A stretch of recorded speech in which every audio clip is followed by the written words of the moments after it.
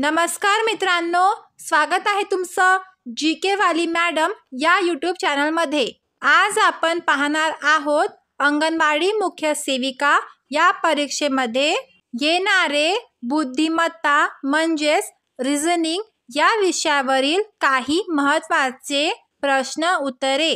जर तुम्ही चॅनलवर नवीन आला असाल तर चॅनलला सबस्क्राइब करून घ्या आणि माझ्या सोबत तुम्ही पण प्रश्नांची उत्तरे सोडवण्याचा प्रयत्न करा। चला तर मग आता आपण वेळ वाया न घालवता आपल्या व्हिडिओला सुरू करूया। तर आजचा आपला पहिला प्रश्न आहे AZ, BY, CX, DW आणि आपले ऑप्शन खाली दिलेले आहे। चला आता आपण या प्रश्नाला सोडूया। A नंतर B आला आहे, म्हणजेच A after B, B after C, C after D, तर D आफ्टर E येणार। आणि आता दुसरा वर्ड जी आहे Z बिफोर Y येतो, Y बिफोर X येतो, X बिफोर W येतो, W बिफोर V येणार। आणि या प्रश्नाचे उत्तर आहे ऑप्शन नंबर 2 EV। चला आता पुढचा प्रश्न पाहू। AB2, DE4, GH6, JK8, पुढची संख्या विचारलेली आहे। खाली आपले ऑप्शन दिलेले आहे। तर पहा आता या प्रश्नामध्ये AB2 दिलेला आहे, त्याच्यानंतर त्यांनी DE4 दिला आहे। AB च्या नंतर C येतो, त्यांनी इथे C काढलेला आहे। नंतर त्यांनी DE घेतलं, त्याच्यानंतर त्यांनी F इथे काढलेला आहे। नंतर त्यांनी GH घेतलं, H नंतर I येतो, त्यांनी I काढलेला आहे, JK घेतलेला आहे। आता इथे JK च्या नंतर L येतो, पण L आपण गाहाड करून त्याच्यानंतरची 2 पुढची संख्या लिहून घेऊ। काय येणार तर मग MN। आणि जे नंबरची सिरीज सुरू आहे ते पहा, 2 च्या नंतर 4 आहे, म्हणजेच 2 मध्ये 2 ॲड केले आहे। 4 च्या नंतर 6, 6 च्या नंतर 8।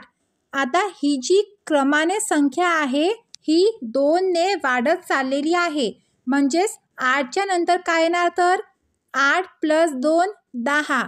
तर पहा अल्फाबेट येणार MN आणि नंबर येणार 10। तर या प्रश्नाचे उत्तर आहे ऑप्शन नंबर 3 MN10। कमेंट करून सांगा तुमचं पण उत्तर हेच आलं का। चला आता पुढचा प्रश्न पाहू।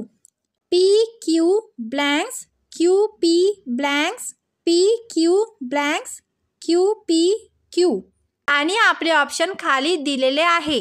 चला आता आपण या प्रश्नाचे उत्तर काढूया।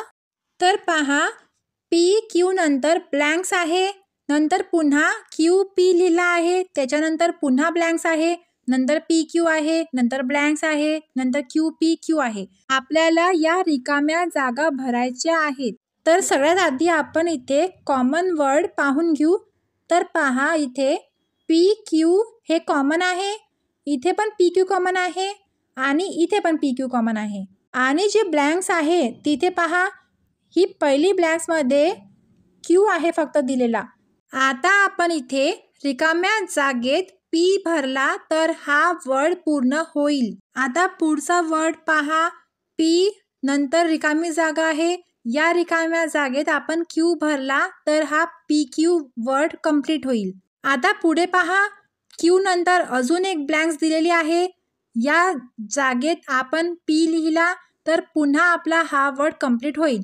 तर आता आपली सिरीज काय होणार मग तर पहा PQ PQ PQ PQ PQ PQ PQ, म्हणजे ही पूर्ण PQ ची सिरीज कंप्लीट होणार आहे। आणि या प्रश्नाचे उत्तर आहे ऑप्शन नंबर 1 PQP। चला आता पुढचा प्रश्न पाहू।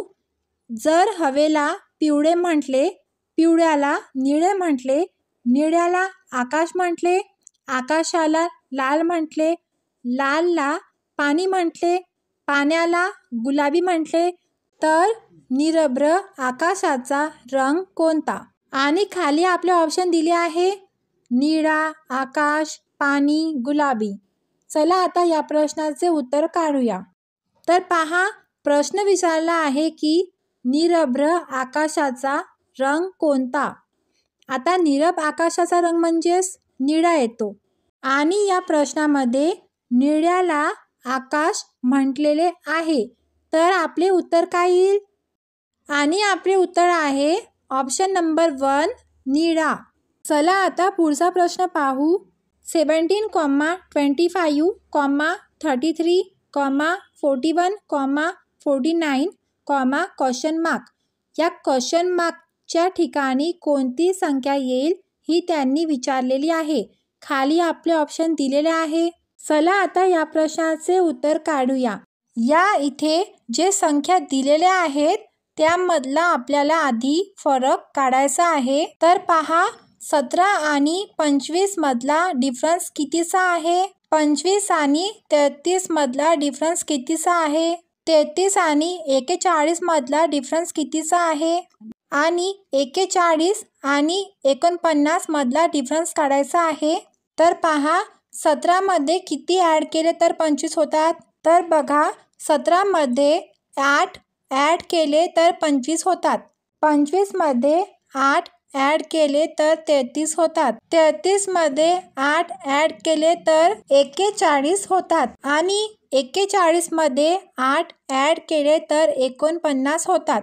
आता 49 मध्ये 8 ॲड करा आणि ते होईल आपले उत्तर. तर पहा मग किती येणार? 49 + 8 = 57.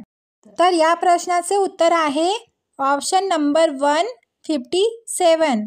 चला आता पुढचा प्रश्न पाहू. स्नेहा म्हणाली, हा माझ्या वडिलांचा एकुलता एक मुलगा आहे. तो व्यक्ती स्नेहाचा कोण आहे? आणि खाली ऑप्शन दिलेले आहे. मुलगा, भाऊ, पती, काका. चला आता या प्रश्नाचे उत्तर काढूया. तर पहा, ही आहे स्नेहा आणि ती म्हणत आहे हा माझा वडिलांचा एकुलता एक मुलगा आहे. आता हे झाले स्नेहाचे वडील. आता हा झाला स्नेहाच्या वडिलांचा मुलगा. आता हे स्नेहाचे वडील, हे या मुलाचे पण वडील आणि या दोघांचे वडील हे. तर या दोघांचे रिलेशन काय असेल? तर हे दोघे मग भाऊ बहीण झाले. तर तो व्यक्ती स्नेहाचा भाऊ आहे आणि आपले उत्तर आहे ऑप्शन नंबर बी भाऊ. चला आता पुढचा प्रश्न पाहू. संदीपने रोहनकडे पाहून सांगितले, हा माझ्या आईच्या पतीचा मुलगा आहे. रोहन संदीपचा कोण आहे? आणि ऑप्शन आहे भाऊ, चुलत भाऊ, काका, काहीच नाही. चला आता या प्रश्नाचे उत्तर काढूया. तर पहा, हा आहे संदीप आणि हा आहे रोहन. आता संदीपने रोहनकडे पाहून सांगितले की हा माझा आईच्या पतीचा मुलगा. तर ही झाली संदीपची आई आणि हे झाले संदीपचे आईचे पती म्हणजेच संदीपचे बाबा. आणि हा जो रोहन आहे हा संदीपच्या आईच्या पतीचा मुलगा आहे म्हणजेच संदीपचे बाबांचा मुलगा. तर तो संदीपचा काय होईल? तर ते दोघांमधला रिलेशन काय असेल? तर ते दोघे भाऊ असणार. तर या प्रश्नाचे उत्तर आहे ऑप्शन नंबर ए भाऊ. तर मित्रांनो, जर तुम्हाला हा व्हिडिओ आवडला असेल तर व्हिडिओला लाईक करा, शेअर करा, चॅनलला सबस्क्राईब करा, बेल आयकॉनवर प्रेस करा जेणेकरून तुम्हाला असेच नवीन नवीन व्हिडिओ भेटत राहतील.